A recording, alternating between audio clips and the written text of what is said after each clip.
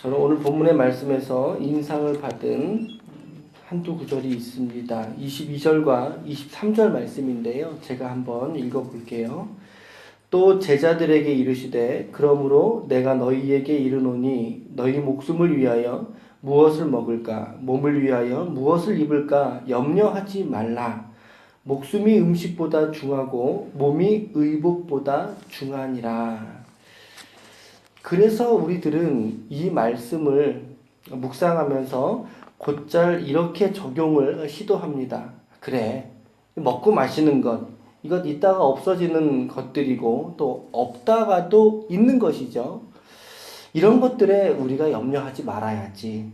그래서 내 염려를 주님께 다 맡기자 라고 적용을 하기도 합니다. 맞는 말입니다. 100% 맞는 말입니다. 옳은 적용이죠. 그런데 이 말씀을 대하면서 저는 또 이런 방향으로의 묵상을 해보게 됩니다. 주님이 염려하지 말라고 하시면서 어떤 두 가지의 내용을 대조하면서 지금 병행해 주신다는 거죠. 두 가지를. 무엇입니까? 목숨과 먹을 것을 말하고 있고요. 그리고 몸과 또 그 몸에다가 뭐 할 거? 입을 거. 그렇죠? 목숨과 먹을 거, 또 몸과 입을 것을 이렇게 대조해 주시거든요. 근데 이 말씀을, 이 단어를 저는 이렇게 바꾸어 봤어요. 본질과 형식, 그리고 내면과 외면이라고 바꿔봤단 말이죠. 지금 누가복음 11장, 12장, 지난주 목금토 그리고 오늘까지 지금 계속해서 예수님에게 지탄받고 있는 대상이 누구죠? 누가 지탄받고 있죠? 바리새인들이거든요. 지금 바리새인들을 계속 지탄하면서 지금 제자들에게 연이어 계속 교훈을 주시단 말이에요. 12장 1절을 보십시오. 12장 1절 하반절의 말씀을 보시면 예수께서 이르시되 바리새인들의 누룩 곧 외식을 주의하라. 그러니까 내면은 온갖 가지의 죄의 형상을 이루고 있으면서도 지금 겉만 번지르르하게 있는 그들의 모습, 이 바리새인들의 모습, 종교적인 형식과 또 잣대로서 자신의 우월함을 드러내고 타인을 평가절하하는 그런 은혜에서 멀어진 종교인의 이 감투를 조심해라 라고 말씀하시는 연장선에서 오늘 말씀을 지금 해주신 거란 말이죠. 그러니까 주님이 지금 제자들에게 말씀하신 목숨과 먹을 것, 그리고 몸과 입을 것이라고 말씀하신 것은 충분히 그 의미상 본질과 형식, 그쵸? 내면과 외면이라고 하는 것으로 우리가 접근해 볼 수 있다는 거죠.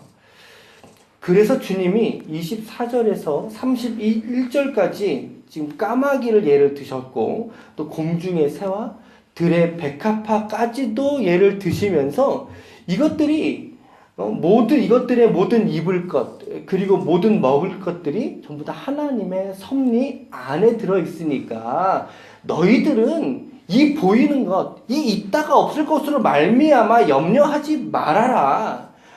너희의 염려를 결코 이 먹을 것과 입을 것에 너희의 염려가 국한되어서는 안 된다라고 하는 것을 말씀해 주는 것이죠.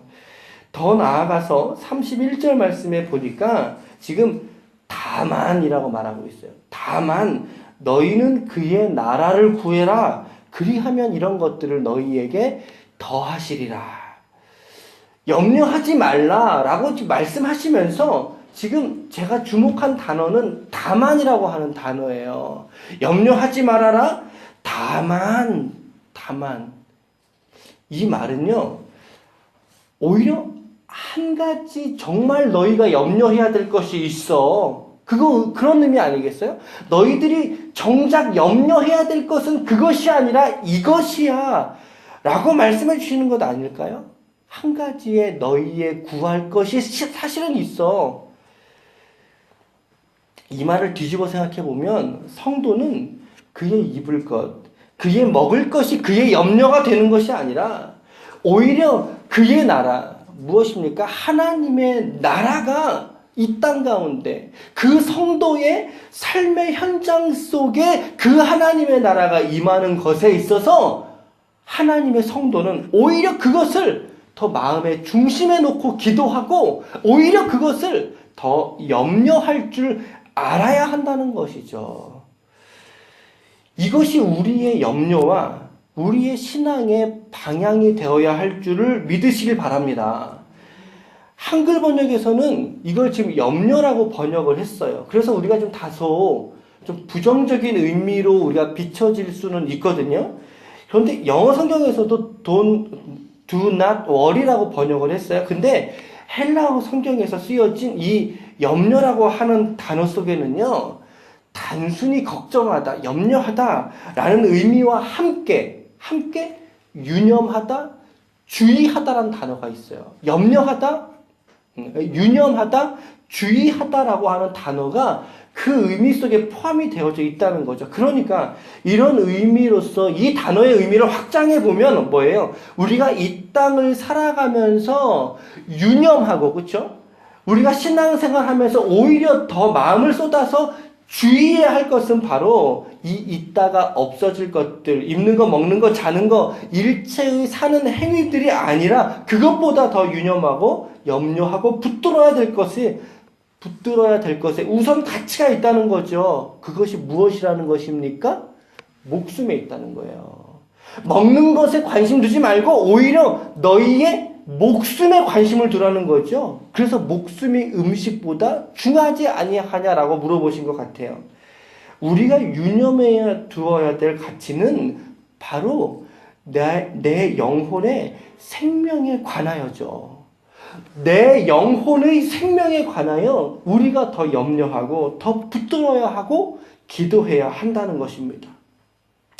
분명 주님께서도 다만 그의 나라를 구하라 라고 하시는 그 의미가 무엇이겠습니까? 그의 나라를 구하는 인생이 될 때 비로소 그의 나라 안에 내 영혼의 생명과 그 능력이 그 안에서 공급받고 더 풍성하게 누리는 것 아니겠습니까? 그래서 하나님은 그 나라의 임재와 그 나라의 주권이 우리의 삶의 현장에서 이루어지는 것에 관하여 오히려 더 주의하고 염려하여 그것에 마음을 쏟아 놓으라고 우리에게 말씀하고 있는 것이죠. 먹고 사는 것에 우리의 관심을 모두 쏟아버리지 말고, 왜 그렇습니까? 그것은 형식이고 외면이라고 한다면 그의 나라와 또 그의 나라에 속한 나의 영혼은 본질이요 내면의 것이기 때문에 오히려 더 이것에 붙들려 사는 인생이 되라고 주님이 우리에게 말씀해 주고 있는 것만 같습니다. 오늘 여러분과 저는 이 말씀 앞에 어떠십니까? 오늘 우리가 기도하고 있는 기도의 제목들을 한번 돌아보시기를 바랍니다. 하나님의 나라가 이 땅 가운데 내가 살아가는 내 삶의 현장 속에 임하여지기를 우리는 간절히 오늘 기도하고 계십니까? 그것이 더 우리의 우선되고 먼저 된 가치입니까? 아니면 오늘도 해결해야 되는 수많은 문제 속에 파묻혀서 정작 기도해야 될 그 하나님의 나라와 그 나라가 임하시오며 라고 하는 이 기도에는 우리가 놓쳐버리고 있는 것은 혹여나 아닌지 말입니다. 내면보다 외면의 것들을 더 붙들고 있는 것은 아닌지 말이죠. 오히려 구원에 이르는 염려를 할 수 있길 바랍니다. 구원에 이르는 염려를 하셔야 돼요. 고린도후서 7장 10절 말씀에 보니까 하나님의 뜻대로 하는 근심은 후회할 것이 없는 구원에 이르게 하는 회개를 이루는 것이요 세상 근심은 사망을 이루는 것이니라. 한 번 더 말씀드려 볼게요. 고린도후서 7장 10절이에요. 하나님의 뜻대로 하는 근심은 후회할 것이 없는 구원에 이르게 하는 회개를 이루는 것이요 세상 근심은 사망을 이루는 것이니라. 오늘 주님 말씀하셨잖아요. 우리가 하는 근심이 세상 사람들이 구하는 근심과 똑같은 고민 속에 왜 우리가 파묻혀 살아가고 있느냐? 주님 말씀하지 않으셨습니까? 분명 성경에는 성도에게 두 가지의 근심이 있다. 뭐죠? 첫 번째로는 구원에 이르게 하는 근심과 염려가 있고 또 하나는 사망의 자리로 나아가게 하는 근심이 있다라고 우리에게 분명 말씀해 주고 있습니다. 오늘 우리들의 기도가 바로 이 우리의 영혼의 상태를 통찰하고 또 그것을 관조하여서 하나님께 진지한 기도를 드리는 오늘 우리의 새벽의 기도가 되시기를 축복합니다. 먹고 마시는 것을 위해서도 물론 기도하셔야 되겠지만 그것이 우리의 기도의 전부가 되지 않게 합시다. 하나님 아버지와의 이 관계를 회복하는 통로로서의 기도, 하나님의 영광을 구하는 기도, 그의 나라가 나의 삶 속에 이루어지기를 강청하는 기도가 되시기를 축복합니다. 하나님의 나라가 이 땅 가운데 이루어지고 무엇보다 나의 삶의 현장과 가정 그리고 직장 속에서 그 뜻이 펼쳐지도록 그리고 그것에 우리의 삶이 선용될 수 있도록 하나님 오늘도 나의 인생을 그렇게 붙잡아 주시옵소서라고 이 새벽에 또 이번 한 주간 더불어 함께 기도하심으로 말미암아 구원에 이르게 하는 회개로서 더욱 하나님 앞에 신실하게 나아가시는 거룩한 종들이 다 되시기를 예수님의 이름으로 축원합니다. 아멘. 기도하시겠습니다.